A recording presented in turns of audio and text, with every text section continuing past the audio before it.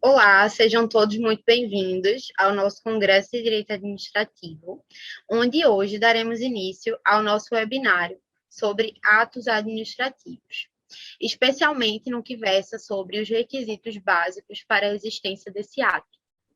A convidada para a palestra de hoje é a minha grande amiga Ana Cecília Rodrigues, que me ajudará nessa explanação de conteúdos. Posteriormente, essa gravação ficará disponível para os que adquiriram o nosso Congresso de Direito Administrativo. E vamos lá para o conteúdo de hoje. Como já havia comentado encontros passados, os atos administrativos, eles representam a manifestação de vontade através do regime jurídico administrativo pelo exercício dos agentes públicos. Esses agentes públicos vão formar essas conexões aí que vocês estão vendo, conferindo uma rede que seria a nossa administração pública. Ela é controlada pelo exercício desses atos administrativos, certo? Exercidos pelo agente público. Dessa forma, é muito importante nós entendermos, nós conhecermos os elementos requisitos para a existência desses atos administrativos, para a validade deles. Então, só há ato propriamente dito com a existência desses 5 elementos de requisito. Seriam eles o sujeito, ou podemos falar competência, que esse sujeito ou competência, ele é o agente público, como eu havia comentado. Esse agente público é a pessoa que tem a competência legal, chamada legitimidade, para expedir tal ato. O agente público que a gente fala aqui é aquele referente ao artigo 2º da Lei de Improbidade Administrativa, que ele é toda e qualquer pessoa que exerce função pública de forma gratuita ou onerosa, temporária ou permanente. Além dela, o STF teve uma decisão de que agentes políticos também, exemplo, os ministros, secretários, eles fossem competentes também para a expedição de atos administrativos. Fora os agentes políticos, também, da mesma forma, os particulares com colaboração com o poder público. Então, assim, seriam aqui aquelas pessoas que exercem atividade pública de forma gratuita e temporária, como os jurados e como os mesários.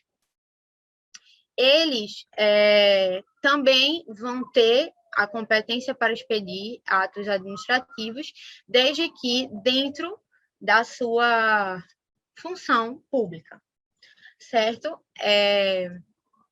Daí, dentro do exercício da competência, nós vamos ter a possibilidade da delegação de competência e da avocação de competência.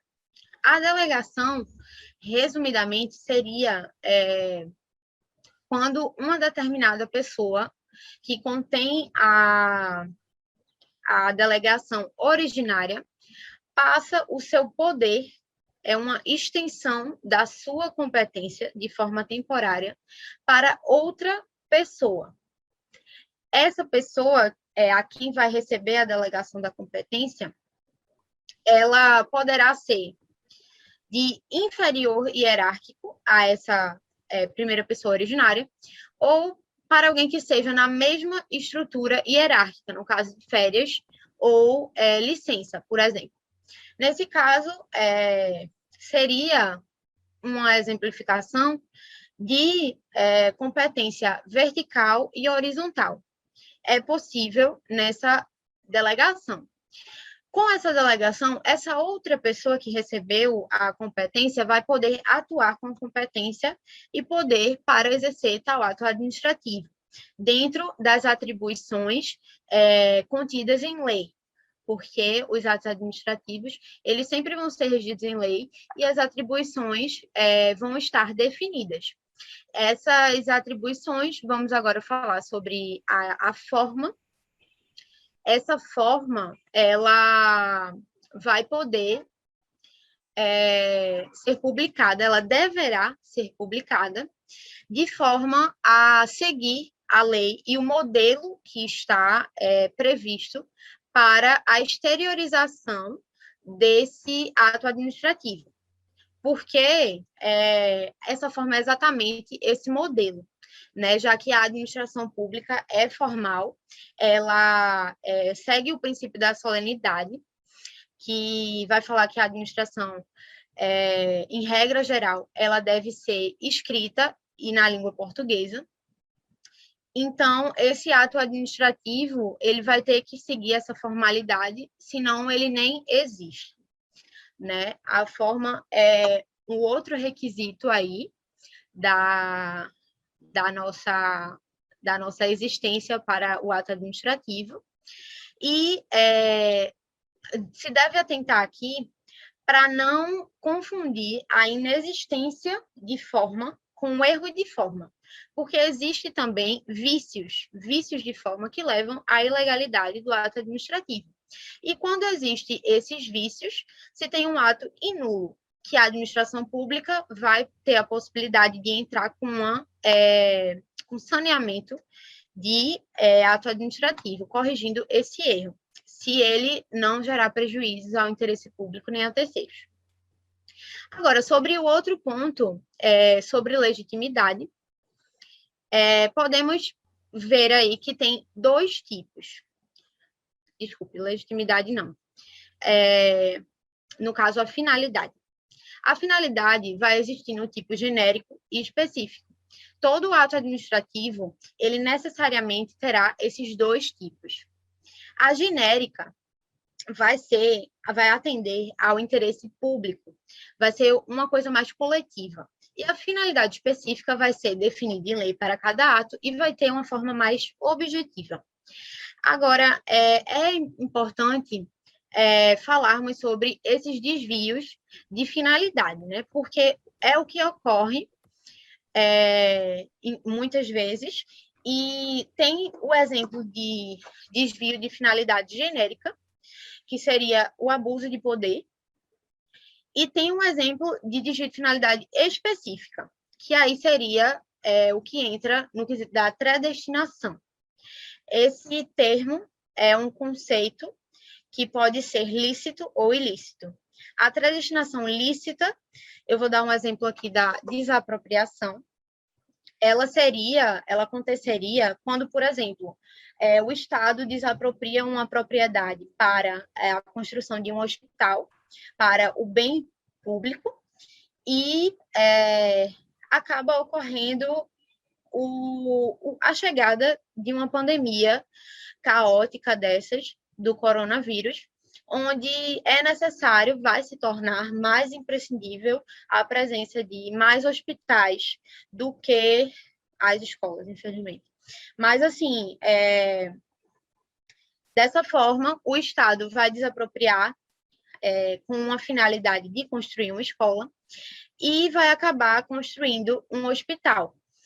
Atenderia ao interesse público? Sim. Então, dessa forma, a finalidade específica, ela seria mudada, mas a finalidade genérica continuaria, porque continua atendendo ao interesse público. Agora, já a predestinação ilícita acontece quando um proprietário de um bem, ele não declara, quer dizer, declara que a finalidade seria para moradia e, na verdade, está sendo para outra coisa, que ele não declarou. Dessa forma, vai ocorrer a desapropriação sanatória, que o Estado vai aplicar recolhendo esse terreno, sendo no meio rural, que aí ele vai ser pego para a reforma agrária, ou no meio urbano, esse terreno seria utilizado para fins de construção de habitação popular. Então, assim, Esses são os elementos que eu gostaria de comentar. E agora eu vou passar para a minha grande amiga Ana Cecília Rodrigues, para ela comentar um pouco mais acerca e exemplificar sobre os pontos de motivo e objeto. Bom, gente, quando a gente fala de motivo, os motivos são, basicamente, as razões de fato e de direito que dão ensejo àquele ato administrativo. E aí, a gente tem que saber diferenciar motivo e motivação, porque a motivação, ela representa somente a exposição dos motivos daquele ato. Os motivos que foram expostos para ensejar aquele ato é a motivação. Os motivos para a realização, para a formalização daquele ato são os motivos. E aí, a gente precisa se atentar a duas situações. Uma é muito engraçado trazer isso nessas palestras de hoje, porque eu lembro que na minha época de graduação, eu tive uma professora de direito administrativo, Lívia Barros, que ela batia muito nessa tecla com a gente, de que todo ato administrativo deve ser motivado.